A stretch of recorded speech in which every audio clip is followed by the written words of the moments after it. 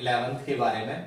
मैं आज 11th के फर्स्ट चैप्टर से केमिस्ट्री स्टार्ट करने वाला हूँ। बहुत सारे बच्चे सडनली अभी 10th से 11th में आए हैं जिन्हें काफ़ी प्रॉब्लम है, बहुत कन्फ्यूजन जैसे केमिस्ट्री को कैसे स्टार्ट किया जाए। वो चैप्टर पढ़ने बैठते हैं 11th का फर्स्ट चैप्टर से ही मैं स्टार्ट कर रहा हूँ, वहीं से बात करता हूँ। तो उन्हें केमिस्ट्री की डेफिनेशन दिखती है, व्हाट इज केमिस्ट्री, फिर इंपॉर्टेंस ऑफ केमिस्ट्री, फिर उन्हें दिखता है कि मैटर के दो टाइप होते हैं, मतलब मैटर को दो तरीके से क्लासिफाई किया जा सकता है, फिजिकली, केमिकली। फिर उन्हें यूनिट्स एंड मेजरमेंट दिखते हैं, फिर उन्हें सिग्निफिकेंट फिगर टॉपिक दिखता है। लिटरली अगर मैं आपसे एक बात कहूं तो एनसीईआरटी में जो टॉपिक्स होते हैं वो बहुत शॉर्ट लैंग्वेज में, बहुत अच्छी लैंग्वेज में लिखे हुए होते हैं और काफी अच्छे से उन्होंने टॉपिक्स को कैप्चर किया होता है बुक में। मगर यहाँ एक प्रॉब्लम है बुक में। प्रॉब्लम ये है कि एनसीईआरटी में ये सभी चीजें ऑर्गेनाइज्ड वे में नहीं है। मीनिंग कि अगर कोई बच्चा बिल्कुल स्टार्टिंग से शुरू करना चाहता हो तो व्हाट इज केमिस्ट्री उस पर कुछ काम नहीं आएगा। ना ही ये कि मैटर दो तरीके से क्लासिफाई होता है, फिजिकली, केमिकली। आपको मैं बताता हूं कि किस तरीके से आपको chapter 7 basic concept of chemistry start करना चाहिए।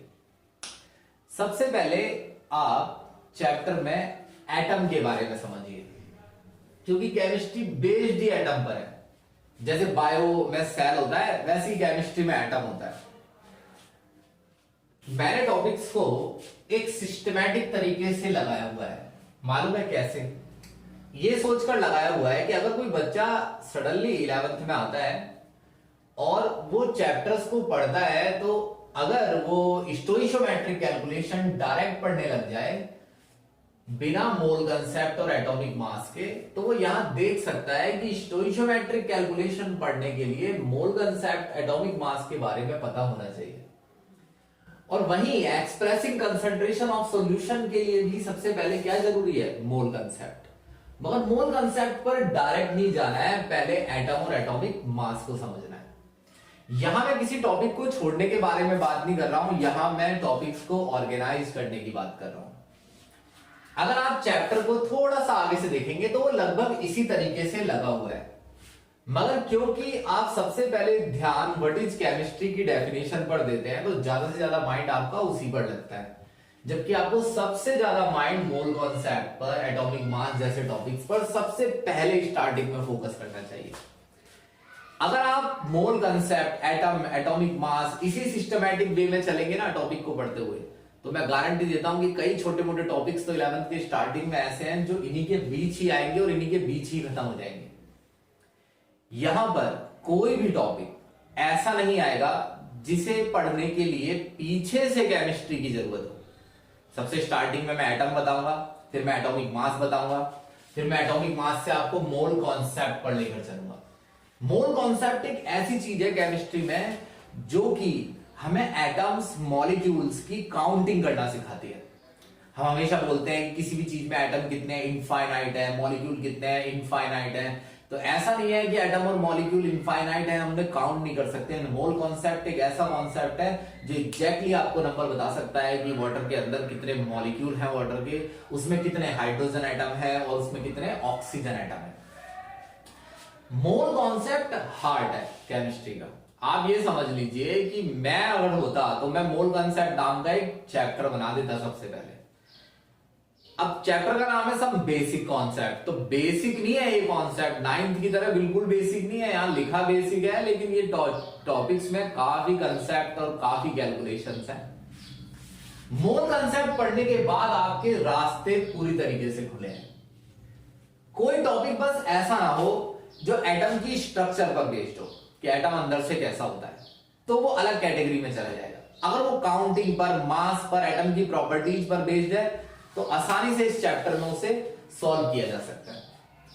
95% क्वेश्चन जो एनसीईआरटी में दिए हुए हैं ना पीछे, और 95% क्वेश्चंस मैं गारंटी लेता हूं कि जो अभी तक आए हैं एग्जाम्स में वो इसी टॉपिक पे से आए हैं, जबकि ये चैप्टर का सिर्फ 70 से 80% पार्ट है।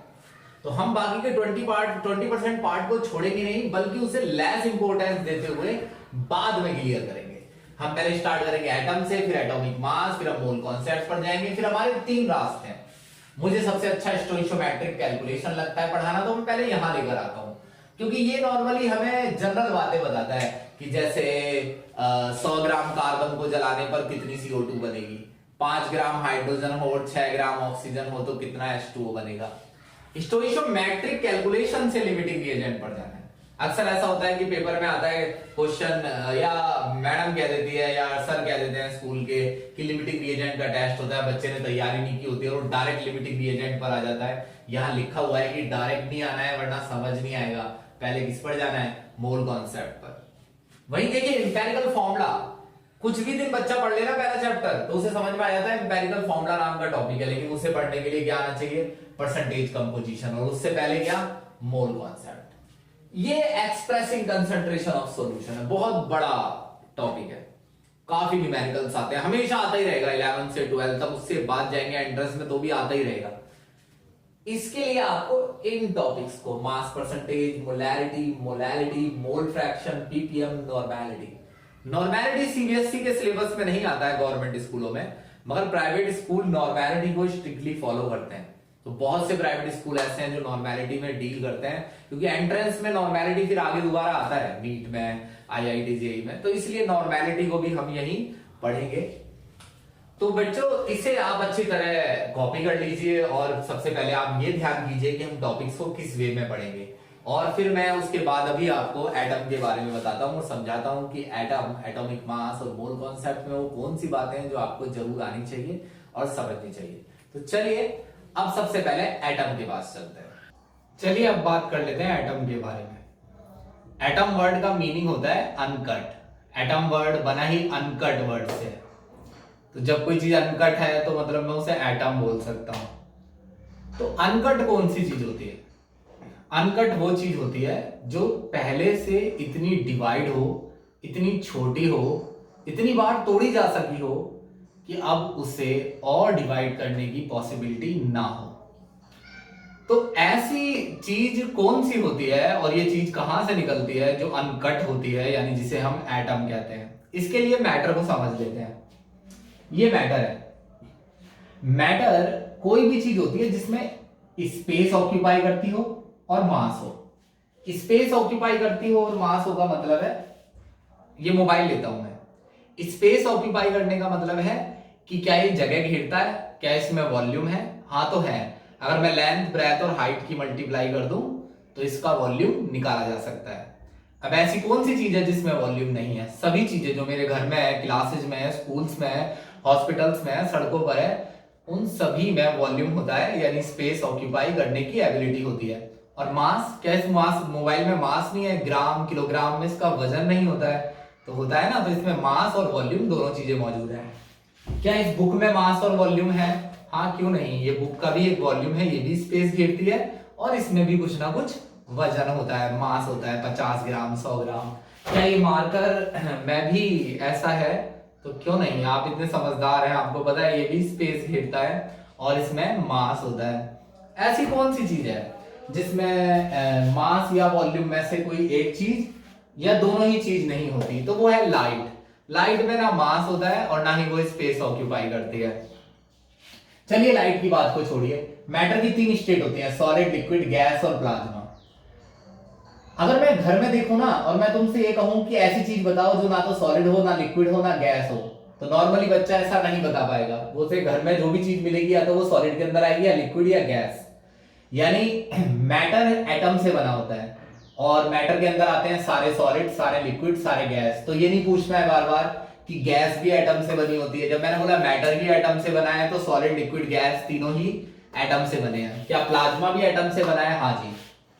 प्लाज्मा, क्या लगता है आपको कि प्लाज्मा स्टेट कितनी इंपॉर्टेंट है? इंपॉर्टेंट से मीनिंग कितनी चीजें प्लाज्मा से बनी है? अर्थ पर हो सकता है बहुत कम चीजें प्लाज्मा से बनी हो, लेकिन यूनिवर्स में 99% चीजें प्लाज्मा से बनी है। प्लाज्मा होती क्या है? हॉट गैस, गैस जो हॉट हो और ग्लो कर रही हो।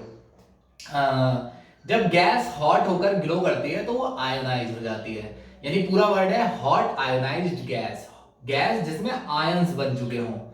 ऐसी चीजें कहाँ हैं? ट्यूबलाइट के अंदर जो चीज ग्लो कर रही होती है वो हॉट गैस होती है। सन में हॉट गैस ग्लो कर रही है, स्टार्स में हॉट गैस ग्लो कर रही है। तो जो लाइटनिंग होती है, थंडर होता है, दो तारों के रगड़ने पर जो स्पार्क आता है, वो सभी क्या होता है, प्लाज्मा होता है, वो भी एटम से ही बना होता है। मैटर में क्या चीजें आ सकती हैं? Food, guitar, earth, pen, marker, human, plant, cell, अरे कुछ भी लिखिए, लाइट मत लिखिए, लेकिन कुछ भी चीज ले लीजिए, सेल, टिश्यू, ब्लड, प्लाज्मा, कोई बैक्टीरिया, कोई virus, switch, mobile phone, chair, pen, pencil, burger, pizza, pizza वाले का बोर्ड, मैकडी का बोर्ड, कोई भी चीज ले लीजिए, सब किससे बना है? सब किसके अंडर आता है? मैटर। तो किसी भी चीज के अंदर जो मैटर है उसमें एटम मौजूद होता है, ये बात माइंड में डाल लीजिए। यानी घर में जितनी भी चीजें हैं मेरे पास, इन सब में एटम मौजूद है, लेकिन मुझे उसे निकालने के लिए उसे डिवाइड करना पड़ेगा। उन चीजों को डिवाइड करना मेरे बस की बात नहीं होगा, इतना छोटा मैं नहीं कर पाऊंगा, साइंटिस्ट भी बड़ी मुश्किल से कर पाते हैं, लेकिन मैं इमेजिन कर सकता हूं कि कैसे किया जाता होगा। जैसे ये एक पीस ऑफ कोल है, कुछ भी ले सकते हैं आप, मैंने कोल पीस इसलिए लिया है ताकि टूट जाता है ना वो आसानी से, इसलिए इमेजिन करना आसान होता है। इसे तोड़ा पार्ट्स में मैंने, इस लड़के ने तोड़ा, ये एटम के बारे में जानना चाहता है, और तोड़ा क्योंकि इसने सुना था बहुत डिवाइड करना पड़ेगा। मान लो 3-4 दिन तक लगा रहा, खाना पीना ही नहीं खाया और लगा ही है तोड़ने में ही, बहुत, तो कितने छोटे पार्टिकल हो गए होंगे? बिल्कुल फाइन, मैं कह रहा हूं कि अब शायद चांसेस भी नहीं होंगे और छोटा करने के। अब इसमें से एक सिंगल पार्टिकल उठाइए, अगर उठा सकते हैं तो इस पार्टिकल को जूम करके देखिए और आपको पता चलेगा कि ये पार्टिकल अभी भी बहुत सारे पार्टिकल्स का कलेक्शन है, ये सिंगल पार्टिकल नहीं है, यानी कि ये भी एटम नहीं है, जबकि मैं इसे पता नहीं कितना डिवाइड कर चुका हूं। अब इसमें से एक सिंगल पार्टिकल पिक कीजिए और अब मुझे पता चलेगा कि ये अभी भी और डिवाइड हो सकता है, मेरे हाथों से नहीं, लेकिन अगर मैं ऐसा कर सकता तो ऐसी स्टेज कभी तो आएगी ना बेटा, जब मैं इसे जूम करता हूं, इसमें पार्टिकल निकलते हैं, फिर इन्हें जूम करता हूं, इसमें से पार्टिकल निकलते हैं, कभी ना कभी तो ऐसी स्टेज आएगी ना कि सबसे छोटा पार्टिकल निकल कर आए। तो सबसे छोटा पार्टिकल एटम कहलाता है, क्योंकि ये और ज्यादा डिवाइड नहीं होगा। मैं यहां पर अगर YouTube पर एटम के बारे में समझा रहा हूं तो आप ऐसा तो बिल्कुल भी ना समझे कि मुझे नहीं मालूम है कि एटम इलेक्ट्रॉन, प्रोटॉन, न्यूट्रॉन जैसे पार्टिकल्स में टूट जाता है। मैं अभी ऐसा मानकर चला रहा हूं, बता रहा हूं कि बच्चा जो भी वीडियो देख रहा है वो बहुत ही बेसिक से लेकर चलना चाहता है, और इसीलिए उसे अभी मैं एटम के बारे में यही बताऊंगा कि एटम अभी डिवाइड नहीं होता है। किस चीज में से एटम निकाला जा सकता है? ये मोबाइल, ये बुक, इनमें से किस चीज में से एटम निकाला जा सकता है? हर चीज में से। अगर मुझसे कोई कह दे कि इस पेपर में से एटम निकाला जा सकता है, तो हाँ, क्यों नहीं। अगर मैं पेपर के छोटे छोटे पार्ट कर दूं, बहुत छोटे छोटे, इतना छोटा पार्ट निकाल लूं कि वो और ज्यादा डिवाइड ना हो, तो वो पार्ट क्या कहलाएगा? एटम। मॉलिक्यूल वर्ड मैंने इसमें बीच में नहीं डाला है, मैं समझाऊंगा मॉलिक्यूल के बारे में, मॉलिक्यूल क्या होता है। अभी आप एटम के बारे में समझिए। एटम की डेफिनेशन देखिए आपने, एटम की डेफिनेशन है कि सभी smallest part of A element. Element क्यों, मैटर क्यों नहीं? आप मैटर भी बोल सकते हैं, smallest particle of a matter. Element लिखने होने से क्या मतलब है, मैं समझाता हूं। अगर एक दीवार में से मैं एक सैंड पार्टिकल निकालूं और मैं किसी से ये कहूं कि सैंड पार्टिकल दीवार का सबसे छोटा पार्ट है, तो इससे कहने से अच्छा मैं ये भी तो कह सकता हूं कि एक ब्रिक यानी ईंट का सबसे छोटा पार्ट सैंड पार्टिकल है। ईंट मतलब पार्टिकल और ईंट के बीच रिलेशन ज्यादा क्लोज है, क्योंकि वॉल ज्यादा बड़ी हो जाती है। वहीं मैटर किससे बना है? एलिमेंट से। तो मैटर एलिमेंट्स के मिलने से बनता है, और एलिमेंट्स किससे बने होते हैं? एटम से। इसीलिए वो कह रहा है कि एटम का सबसे छोटा पार्ट क्या कहलाता है? एलिमेंट कहलाता है। तो एटम की डेफिनेशन याद कर लीजिए, एग्जाम में नहीं आती है लेकिन याद कर लीजिए। वैसे तो एटम का एक्सप्लेनेशन पता हो तो वही काफी है। चलिए अब एटॉमिक मास पर चलते हैं, जो इससे थोड़ा सा टफ होगा, उसे बड़े ही ध्यान से देखना है। अब हम एटॉमिक मास पढ़ने वाले हैं, तो ये ध्यान रखिएगा कि जिस तरीके से मैं एटॉमिक मास पढ़ाता हूं और समझाता हूं, मैं पहले से ये सोच लेता हूं कि मोल कंसेप्ट में किस तरीके से इन दोनों टॉपिक्स को जोड़ना है। तो अगर एटॉमिक मास आपने मेरा बहुत ध्यान से समझा तो मैं गारंटी लेता हूं कि आपको मोल कंसेप्ट में लाइफ टाइम कोई प्रॉब्लम नहीं आएगी। सबसे पहले आप सोचिए, आप किस चीज का मास निकाल रहे हैं? आप एक एटम का मास निकाल रहे हैं। अगर मैं आपसे इस छोटी सी चीज का मास निकालने के लिए कहूं, जो कि एटम से लाखों अरबों गुना बड़ी है, अगर मैं सपोज इन पार्टिकल्स का मास निकालने के लिए कहूं, तो ये पार्टिकल्स ध्यान से देखिए, तो आपको क्या लगता है कि आप इनका मास निकाल पाएंगे? आपको बहुत मेहनत करनी पड़ेगी और बहुत कॉम्प्लिकेटेड है ये चीज, क्योंकि ये ऑब्जेक्ट बहुत छोटा है। और अगर ये ऑब्जेक्ट बहुत छोटा है तो मुझे इससे छोटे या इसके बराबर के बट्टे चाहिए अगर मैं इसका मास निकालना चाहता हूं। एटम कितना छोटा है? एटम इनविजिबल है, यानी नजर नहीं आता है। एटम इनविजिबल है यानी नजर नहीं आता है। तो एटम कितना छोटा है, मैं उस चीज का मास निकाल रहा हूं जो इनविजिबल है। अभी मैं अगर दुकानदार के पास जाऊं इस चीज को लेकर, मान लो कैसे भी मेरे हाथ में आ जाए, तो मैं इसे लेकर जाऊं और दुकानदार से कहूं भाई साहब इसका मास निकाल देना, दूसरी तरफ कौन सा बट्टा रखेगा? वो 5 किलो का, 10 किलो का, किस चीज का बट्टा रखेगा? ऐसा कोई भी बट्टा नहीं है जो एटम के साइज से छोटा हो। एटम ऑलमोस्ट सबसे छोटा है। तो दो प्रॉब्लम जो एटम का मास निकालने में है, पहली टू प्रॉब्लम्स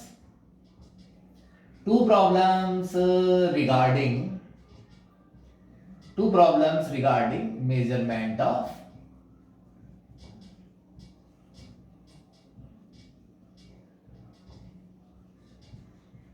एटॉमिक मास। पहली है एटॉमिक मास, पहली है एटम इज एक्सट्रीमली स्मॉल, कि एटम बहुत छोटा है। अरे इतना छोटा है कि मैं इसे आंखों से देख नहीं सकता हूं। तो बेटा इतना समझो कि जिस चीज को आंखों से देख नहीं सकते उसका वजन कैसे निकालोगे? बट्टे कहां से लाओगे इतने छोटे? तो नॉर्मल जो हमारे बट्टे हैं ग्राम किलोग्राम के, उनमें एटम का मास फिलहाल मेजर नहीं होगा इस लेक्चर के हिसाब से। दूसरा, it is almost impossible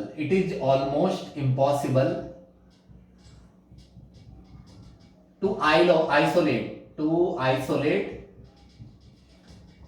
a single atom। दूसरी क्या प्रॉब्लम लिखिए? ये लिखा है कि भाई एक सिंगल एटम लाओगे कहां से? एटॉमिक मास तो मेजर करने की बात कर रहे हो एक एटम का। तो पहले ये प्रॉब्लम थी दो साइंटिस्टों के पास कि एक तो एटम बहुत छोटा है और दूसरा एटम को निकालना, आइसोलेट करना, यानी मैटर में से निकालना बड़ा मुश्किल था। मगर मैं इमेजिन करता हूं कि मैं इन प्रॉब्लम्स को इग्नोर कर देता हूं, मैं इन्हें इग्नोर करता हूं। Ignore these difficulties.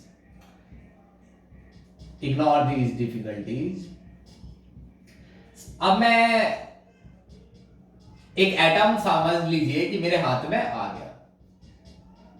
तो एक एटम मेरे हाथ में आ गया, आप ऐसा समझिए, ये रहा वो एटम।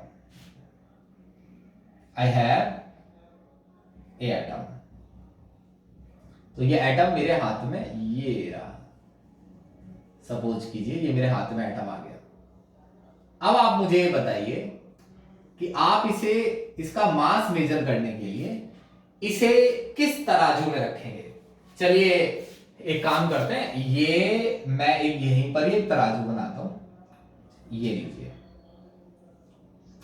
तो ये मान लीजिए सुई है, इमेजिन करना है बेटा।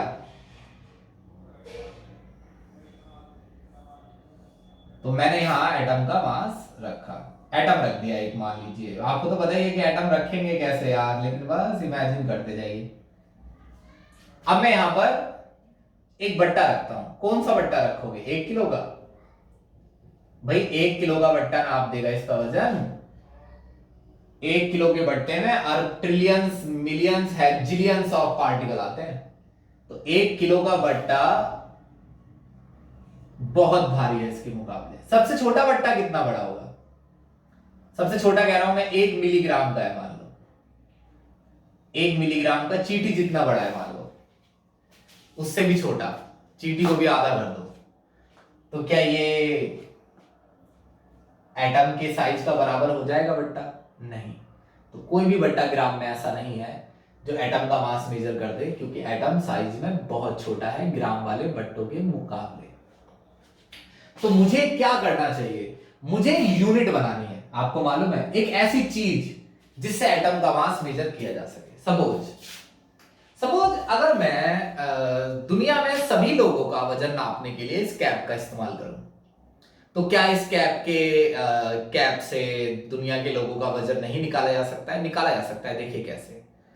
मान लो कि मैं एक साइड ये सारे कैप्स रखता हूं, 10,000 कैप मैंने एक साइड रखे और मैं इस साइड खड़ा हो गया। अब मान लो कि मैं 10,000 कैप के बराबर हूं, सुई बीच में आ गई और मैं 10,000 कैप के बराबर हूं, तो मैं अपना वजन कैसे बताऊंगा कि जी मेरा वजन 10,000 कैप के बराबर है। एक दूसरा लड़का है, उसका वजन 20,000 कैप के बराबर है। एक तीसरा लड़का है, उसका वजन 5,000 कैप के बराबर है। हालांकि कैप से वजन निकालने से ये तो मुझे नहीं समझ में आ रहा है कि एग्जैक्टली मास कितना है, क्योंकि मैं तो ग्राम से फेमिलियर हूं, लेकिन ये तो समझ में आ रहा है कि कौन किससे कितना लाइट है और कितना हैवी है। तीसरा पर्सन जो 5,000 कैप के मुकाबले 5,000 कैप जितना भारी था, और दूसरा पर्सन जो 20,000 कैप के मुकाबले कैप जितना भारी था, इन दोनों के वजन में 4 टाइम का अंतर है। तो अगर मैं किसी यूनिट को बना लूं कि एक रेफरेंस ऐसी चीज ले लूं जिससे मैं सभी एटम्स का मास मेजर कर सकूं, जिसका साइज एटम्स से भी छोटा हो, तो शायद मैं एटम्स के अलग अलग एटम्स के मास को कंपेयर भी कर सकूंगा। इसके लिए मैं क्या करता हूं कि इमेजिन करना है। इमेजिन कीजिए, उसके बाद आपको खुद बात समझ में आने लगेगी। इमेजिन कीजिए, इमेजिन इट, कि मेरे पास एक कार्बन का एटम है। ये मेरे पास एक कार्बन का एटम है, और जैसा आपने 9th में थोड़ा बहुत पढ़ा होगा कि हर एटम में इलेक्ट्रॉन, प्रोटॉन और न्यूट्रॉन होते हैं। 6 इलेक्ट्रॉन, 6 प्रोटॉन, 6 न्यूट्रॉन। तो ये मेरे पास ऐसा एटम है जिसमें प्रोटॉन और न्यूट्रॉन की संख्या 12 है। कोई दूसरा एटम भी होता है, हाँ ऐसा भी होता है, जिसमें प्रोटॉन न्यूट्रॉन को मिलाकर 14, इलेक्ट्रॉन नहीं कितने हैं, प्रोटॉन न्यूट्रॉन मिलाकर 12। ये वाला नहीं लेना है, C12 लेना है। तो कार्बन का एटम मैंने लिया है C12। अब मैं इसका आधा करता हूं, आधा। आप सोचिए, मैं इमेजिन कर रहा हूं, जैसे वैसे तो मैं पढ़ा रहा हूं कि एटम टूटता नहीं है, लेकिन अब मैं इमेजिन करके बता रहा हूं कि एटम का मैंने आधा पार्ट किया। तो हर पार्ट क्या कहलाएगा? 1/2, 1/2। किसका 1/2? C12 का, यानी कार्बन एटम का 1/2। अगर मैं 4 टुकड़े कर दूं तो हर पार्ट क्या कहलाएगा? कार्बन एटम का 1/4। और अगर मैं 6 बराबर टुकड़े कर दूं तो 1/6, 8, 1/8, यानी हर पार्ट क्या हो जाएगा? 1/8। ये हो जाएगा 1/10 और 1/12। इमेजिन कीजिए मैंने 12 बराबर हिस्से किए। 12, 1 2 3 4 5 6 7 8 9 10, बहुत ध्यान से, 11 12। तो ये है ये 12 पार्ट। अब मैं इस पार्ट के बारे में कुछ बताऊंगा आपको। मैं इसे बोलूंगा ये C12 एटम का, पूरे एटम का सिर्फ 1/12 पार्ट है। कितना? 1/12 पार्ट है। आप यहां से समझ गए कि ये 1/12 पार्ट है, मतलब ये इंग्लिश में कुछ ऐसे कि 1/12 of the mass of C12 atom. 1/12 of the mass of C12 atom. तो ये 1/12 है C12 एटम का। ये सेंटेंस समझे, याद करना है, भूलना नहीं है। 1/12 of the mass of C12। C12 atom का 1/12 पार्ट है ये। सारे ही 1/12 है। ये चीज, क्या ये चीज, इसको मैं बट्टा बना सकता हूं? हाँ मैं लिखता हूं, मैं इसे अपना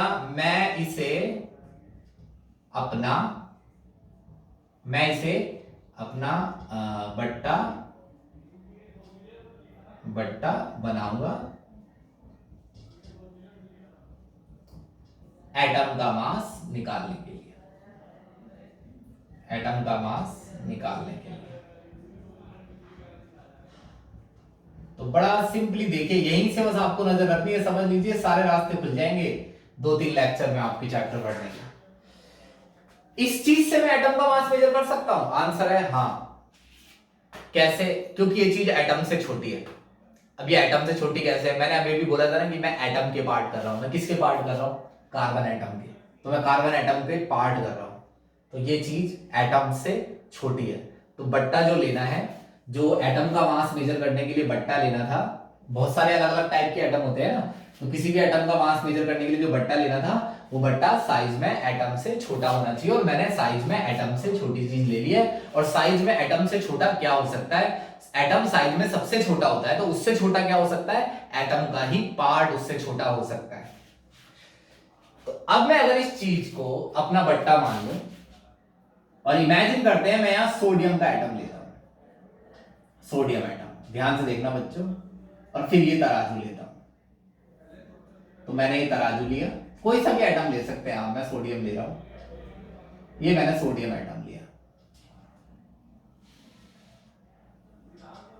अब मैंने ये वाला एक पार्ट रखा है यहां पर, तो अगर मैं एक पार्ट रखता हूं तो सुई में कोई फर्क नहीं आया। तो इसका मतलब कि ये जो पार्ट है ना बेटा, ये बहुत हल्का है इसके मुकाबले। दो पार्ट्स रखता हूं, 2 टाइम्स हो गया वजन, 2 टाइम्स। 2 टाइम्स किसका?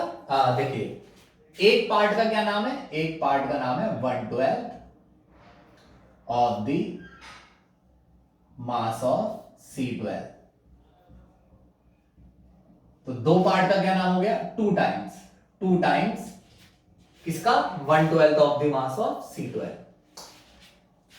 3 टाइम्स, 4 टाइम्स, सुई में कोई अंतर नहीं आ रहा, 5 times, 6 times, 7 time, 8 time, 9 time, 10 time, 11 times, 12 time, 13 time, 14, 15, 16 time, 17, 18, 19, 20, 21, 22, 23।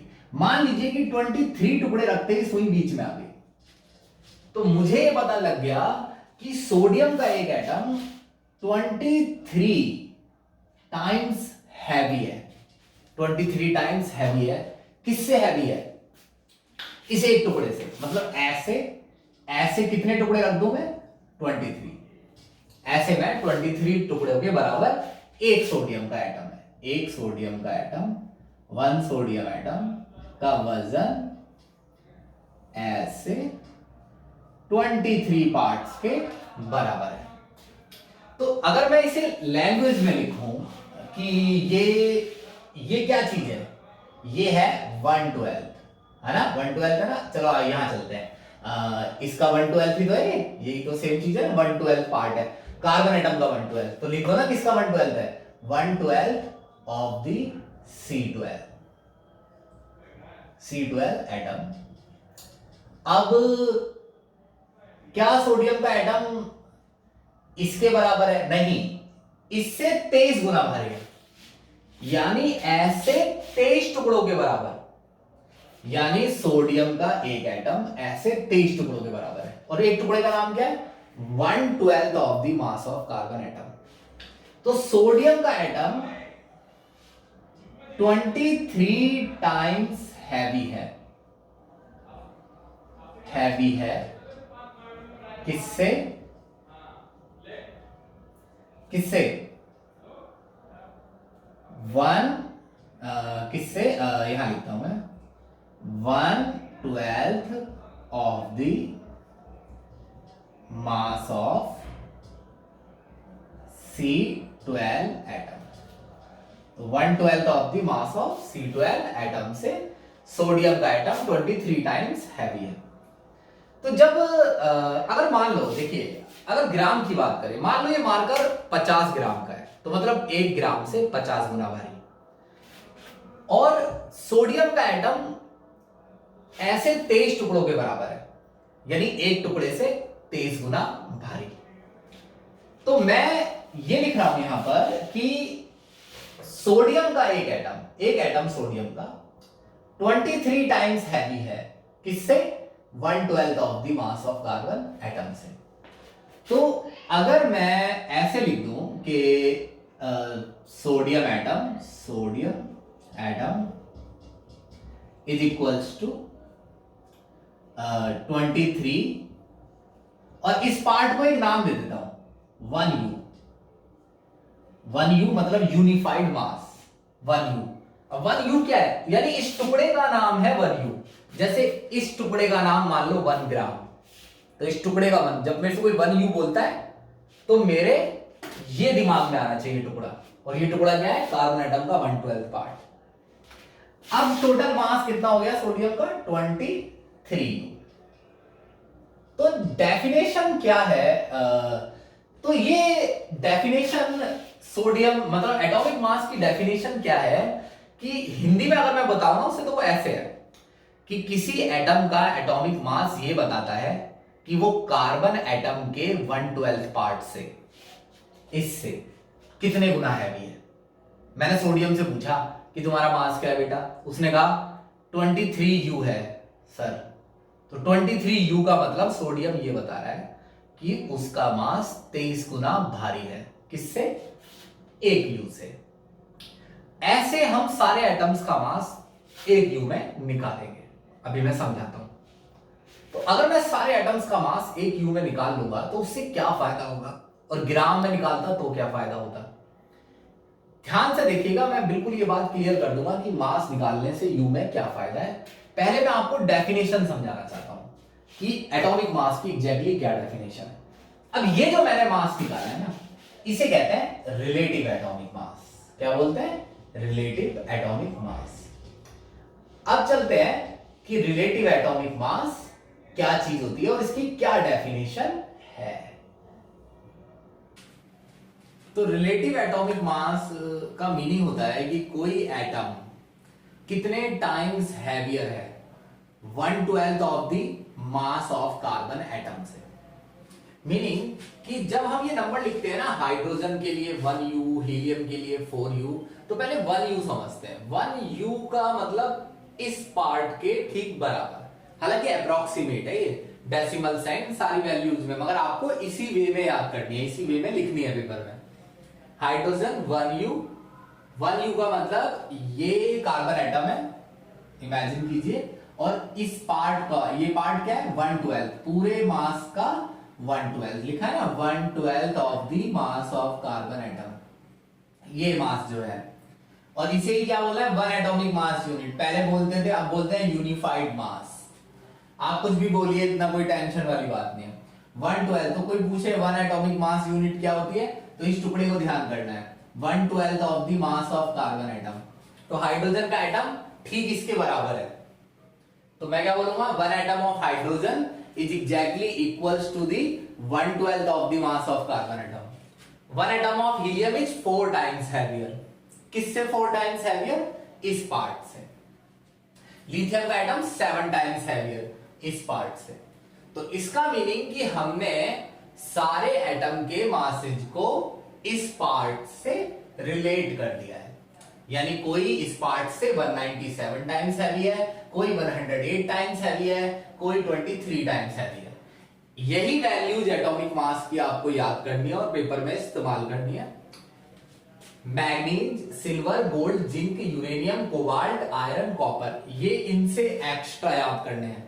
ऐसा नहीं है कि सारे एटॉमिक मास, ये 20 तक है और ये कुछ एक्स्ट्रा है, 21-22 नहीं है, ये जस्ट ऐसे ही मैंने रैंडमली लिखे हुए हैं। ये आपको बुक्स में और एग्जाम्स में जरूरत पड़ सकती है इनकी। तो फाइनली मैं ये समझूं कि रिलेटिव एटॉमिक मास बात आपके समझ में आई कि जो एटॉमिक मास हमने निकाला है वो रिलेटिव है। या आप ऐसा समझ लीजिए कि पहले टाइम में जब इतनी अच्छी टेक्नोलॉजीज नहीं थी जितनी आज है, तो एटॉमिक मास ऐसे निकाला जाता था। ग्राम में नहीं निकाल पाया था एटॉमिक मास, मतलब ग्राम में नहीं निकल सका था एटॉमिक मास, इस तरीके से निकाला गया। ग्राम में डायरेक्ट कोई मेथड नहीं था उस समय एटॉमिक मास निकालने का। तो ग्राम में अगर एटॉमिक मास है तो वो एब्सोल्यूट एटॉमिक मास कहलाता है। ये क्या है, रिलेटिव एटॉमिक मास। और मास अगर ग्राम में है तो एब्सोल्यूट एटॉमिक मास। ये बात माइंड में रखिएगा। तो मैं फाइनली एक चीज पढ़ के बता दूंगा, रिलेटिव एटॉमिक मास किसी एटम का ये बताता है कि वो कितने नंबर ऑफ टाइम्स हैवी है, किससे, 1/12 of the mass of carbon atom से। जैसे सल्फर 32u, तो सल्फर बता रहा है कि वो 32 टाइम्स हैवी है 1/12 of the mass of carbon atom से। इसके बाद हम फाइनली एक चीज पर चलेंगे जिसका नाम है एवरेज एटॉमिक मास। उसके कुछ क्वेश्चन दिए हुए हैं पीछे, वो भी ध्यान से देखने हैं और करने जरूर है। चलिए अब एवरेज एटॉमिक मास पर चलते हैं और समझते हैं कि क्यों एवरेज एटॉमिक मास निकाला जाता है। देखिए आप सभी ने सुना होगा कि एटम के अंदर 3 पार्टिकल होते हैं। एटम में इलेक्ट्रॉन होते हैं। हम अभी इस बारे में बात क्यों नहीं करते हैं, क्योंकि ये स्ट्रक्चर ऑफ एटम पर चला जाता है ना टॉपिक। तो एटम में 3 टाइप के पार्टिकल होते हैं, यानी 3 टाइप के पार्टिकल्स के मिलने से एटम बनता है, इलेक्ट्रॉन, प्रोटॉन और न्यूट्रॉन। ये जो नंबर लिखा है ये प्रोटॉन प्लस न्यूट्रॉन है। वो कार्बन एटम जिनमें प्रोटॉन न्यूट्रॉन का सम 12 है, वो कार्बन एटम जिनमें प्रोटॉन न्यूट्रॉन 13 है, वो कार्बन एटम जिनमें प्रोटॉन और न्यूट्रॉन 14 है। अंतर सिर्फ इस बात का है कि इनमें तीनों में प्रोटॉन तो 6 ही है, 6 ये 6p प्लस मतलब प्रोटॉन बोल रहा हूं मैं, ऐसा समझ लेना। ये प्रोटॉन तो 6 ही है सब में, मगर न्यूट्रॉन अलग अलग है। न्यूट्रॉन इसमें 6 है, इसमें 7 है, इसमें 8 हो गए, क्योंकि 8 और 6 14 होता है। तो ये नंबर का मीनिंग समझे, अलग अलग टाइप के एटम होते हैं। इन एटम्स की परसेंटेज इतनी होती है, सबसे ज्यादा मतलब यही एटम्स हैं अर्थ पर। ये काफी कम है, 1% के करीब है, ये 1% से भी बहुत कम है। लेकिन सभी का यूनिफाइड मास, यू में मास सेम नहीं है। ये नंबर्स अलग अलग तरीके से, ये मास नंबर है और ये एटॉमिक मास यूनिट है। हाँ नंबर सेम आते हैं, वो बात अलग है। तो अगर मैं मुझसे कोई कार्बन एटम का मास पूछे तो मैं क्या बताऊं, ये या ये, तो अलग अलग है ना मास। तो इसलिए हम इस तीनों का क्या कर लेंगे, एवरेज।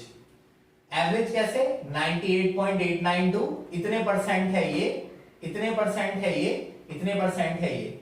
तो 98.892 डिवाइड बाय 100 मल्टीप्लाई 12, मतलब इसकी इससे मल्टीप्लाई कर दीजिए ऐसे, 98.8 डिवाइड बाय 100 परसेंटेज है ना, तो 100 से इसे क्या कर दीजिए डिवाइड, मल्टीप्लाई 12, इसे 100 से डिवाइड कीजिए, ये मल्टीप्लाई कर दीजिए, इसे 100 से डिवाइड कर दीजिए, ये मल्टीप्लाई कर दीजिए, ऐसे 98.892 divide by 100 multiply 12, 1.108 divide by 100 multiply 13.0035, calculate कर लीजिए और जो नंबर निकल कर आएगा वो एवरेज होगा।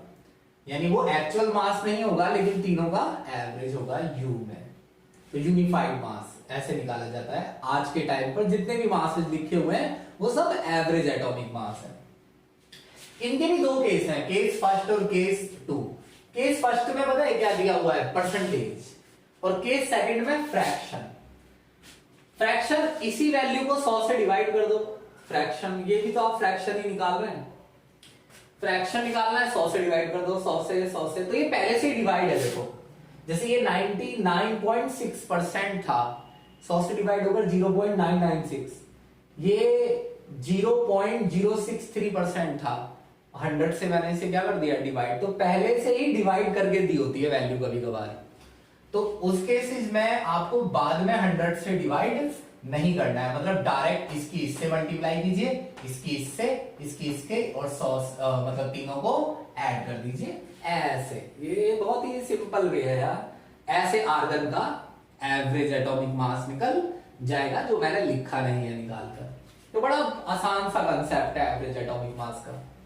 ये एक चीज मैं बता देता हूं, एनसीईआरटी में लिखी है, कोई डायरेक्ट इस पर क्वेश्चन नहीं आता है, लेकिन आपको पढ़ने में ये समझ में आया एनसीईआरटी, इसलिए मैं बता रहा हूं। देखिए ये यूनिफाइड मास निकालने का एक और तरीका है, पेपर पे यूनिफाइड मास निकालना है। मैंने अभी पहले क्लासेस में क्या बोला था कि ग्राम में एटॉमिक मास निकालना पॉसिबल नहीं है, तब पुराने टाइम में। अब ऐसा नहीं है, अब आप ग्राम में एटॉमिक मास निकाल सकते हैं। हम नहीं, मतलब साइंटिस्ट ग्राम में एटॉमिक मास निकालते हैं। क्या हम निकाल सकते हैं? हम प्रैक्टिकल करके नहीं निकाल सकते हैं, मैथमेटिक्स से निकाल सकते हैं। मैं निकाल के दिखाऊंगा आपको ग्राम में एटम्स के मास। अभी तो फिलहाल यू में है, यानी रिलेटिव एटॉमिक मास है। लेकिन आपको पता है कि आजकल बहुत अच्छी टेक्निक्स आ गई हैं, बहुत सोफिस्टिकेटेड टेक्निक्स हैं, जैसे कि मास स्पेक्ट्रोमीटर, जिसमें बहुत छोटी छोटी चीजों का भी मास निकल जाता है। तो इस तरीके से इन्होंने उसी मेथड से 1U का भी मास निकाल लिया ग्राम में, और हाइड्रोजन एटम का मास ये रहा ग्राम में। देखो दोनों वैल्यूज लगभग बराबर ही हैं। अगर हम इतने ध्यान से, अगर बहुत ध्यान से एक नंबर की कैलकुलेशन करेंगे तो हमारे पास तो कैलकुलेशन वैसे ही बहुत टफ हो जाएगी। हमें चीजों को लगभग अप्रोक्सीमेट ही रखना पड़ेगा। अब अगर मैं दोनों का मास ग्राम में निकाल सकता हूं, मतलब साइंटिस्टों ने दोनों का मास ग्राम में निकाला, अब इस मास से इसको डिवाइड कर दिया, ये हाइड्रोजन एटम का मास ग्राम में, ये 1U है ग्राम में, कार्बन एटम का 1/12 पार्ट। अब ये आया लगभग 1 ही आना था, दोनों बराबर हैं। अब इसके पीछे U लगा दिया, ये U में ऐसे निकाल लेते हैं मास। पहले जो हमने मास U में निकाला था वो इमेजिन करके बताया था कि एक्चुअली में U कैसे काम करता है, U से U कहां से आया और U से मास निकालने से क्या हमें बेनिफिट हो जाता है कंपेयर, अगर हम मतलब ग्राम में नहीं निकाल पा रहे तो U में निकालने से क्या बेनिफिट है पता चल जाता है, कौन से एटम लाइटर है और कौन से हैवी है। तो इस पर थोड़ा सा ध्यान देना। ऐसे क्या सबका निकाला जा सकता है? हाँ, ऐसे ही ग्राम में उन्होंने ऑक्सीजन का मास निकाला, ग्राम में नाइट्रोजन का, उन सबको 1.66056 से डिवाइड कर दिया, तो इससे कंपेयर हो गया ना, मास का कंपेयर हो गया। मान लीजिए ऊपर वाले के कंपेयर में नीचे वाले के कंपेयर में ऊपर वाली वैल्यू डबल है, किसी का मास डबल है, तो आंसर आता 2। तो इससे साबित होता कि कार्बन एटम के 1/12 पार्ट से ये वाला एटम 2 टाइम्स हैवियर है। तो इस तरीके से पूरा एवरेज एटॉमिक मास पर अच्छी पकड़ बनाकर रखिए। ये मेरा तरीका है पढ़ाने का और मेरा समझाने का। यहाँ पर आपको कॉन्सेप्ट को समझना पड़ेगा और वही आपके लिए बेनिफिशियल होगा। यहाँ कोई शॉर्ट ट्रिक्स नहीं है इसे समझाने के लिए। Thank you very much.